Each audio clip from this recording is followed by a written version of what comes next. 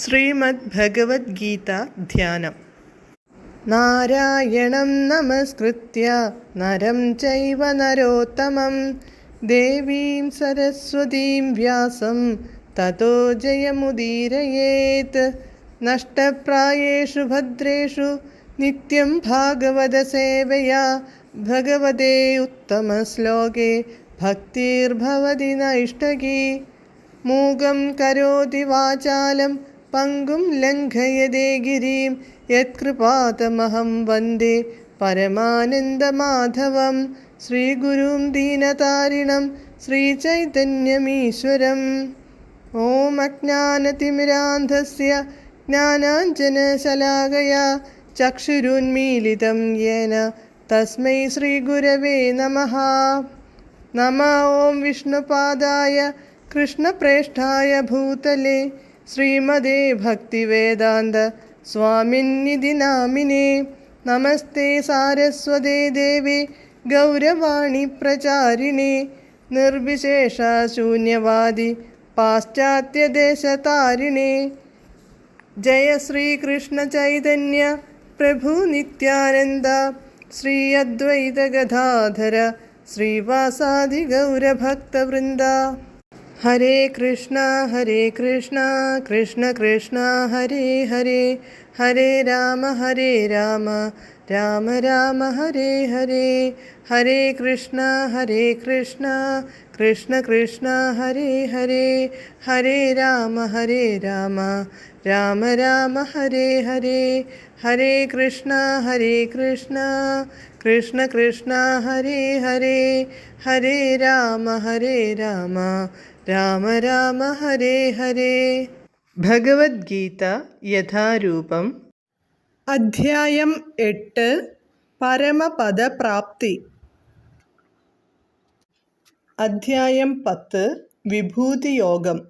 ശ്ലോകം 7, page number 537. ഏതാം വിഭൂതിം യോഗം ച മമ യോ വേത്തി തത്വതഃ സോവികൽപേന യോഗേന യുജ്യതേ നാത്ര സംശയഃ. പദാനുപദം. മമ എൻ്റെ, ഏതാം വിഭൂതിം ഈ വിഭൂതിയെയും, യോഗം ച യോഗാത്മക ശക്തിയെയും, തത്വതഃ യഥാർത്ഥമായി, യഹ യാതൊരുവൻ, വേത്തി അറിയുന്നുവോ, സഹ അവൻ, അവികൽപേന അവികൽപേന, യോഗേന യോഗത്തോട്, ഭക്തിയുത സേവനത്തിൽ, യുജ്യത്തെ യോജിക്കുന്നു, മുഴുകുന്നു, അത്ര അതിൽ, ന സംശയഃ സംശയമില്ല. വിവർത്തനം. എൻ്റെ വിഭൂതികളും യോഗശക്തിയും എന്തെന്ന് ശരിയായി ബോധ്യപ്പെട്ടവർ കലർപ്പില്ലാത്ത ഭക്തിയുത സേവനത്തിൽ മുഴുകുന്നു. ഇതിന് യാതൊരു സംശയവുമില്ല. ഭാവാർത്ഥം. ആധ്യാത്മിക പരിപൂർണതയുടെ ഉച്ചകോടിയാണ് ഭഗവാനെ കുറിച്ചുള്ള ജ്ഞാനം. പരമപ്രഭുവിൻ്റെ വിവിധ വിഭൂതികളെപ്പറ്റി തികച്ചും വിശ്വാസമുദിക്കാത്ത ഒരാൾക്ക് ഭക്തിപൂർവമായ സേവനത്തിലേർപ്പെടാൻ സാധിക്കുകയില്ല. ഈശ്വരൻ മഹാനാണെന്ന് ഏവർക്കും അറിയാം. എങ്ങനെയുള്ളതാണ് ആ മഹത്വമെന്ന് വിശദമായി അറിവില്ല താനും. അതിവിടെ വിവരിക്കുകയാണ്.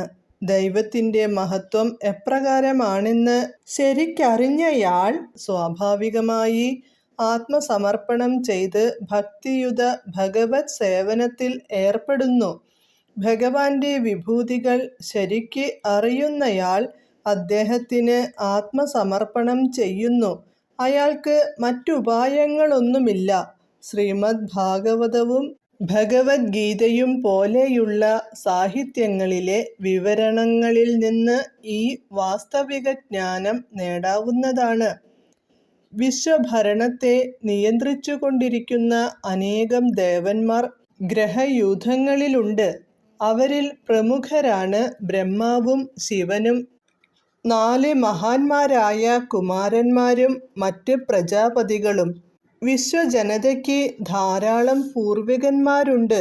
അവരെല്ലാം പരമപുരുഷനായ കൃഷ്ണനിൽ നിന്ന് ജനിച്ചവരാണ്. പരമദിവ്യോത്തമ പുരുഷനായ കൃഷ്ണൻ എല്ലാ പൂർവികന്മാരുടെയും ആദിമ പിതാവാണ്. ഇവയാണ് ചില ഭഗവദ്വിഭൂതികൾ.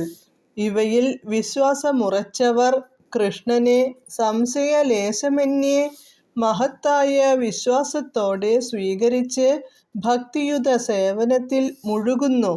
പ്രേമഭക്തിയുത സേവനത്തിൽ താത്പര്യം വളർത്താനുള്ളതാണ് ഈ സവിശേഷ ജ്ഞാനമെല്ലാം. കൃഷ്ണന്റെ മഹത്വം മനസ്സിലാക്കുന്നതിൽ ആർക്കും ഉപേക്ഷ പാടില്ല. അതറിയുന്നതിലൂടെ മാത്രമേ ആത്മാർത്ഥമായി ഭക്തി സാധനയിലുറച്ചു നിൽക്കാനുള്ള കഴിവ് ലഭിക്കുകയുള്ളൂ. ഹരേ കൃഷ്ണ.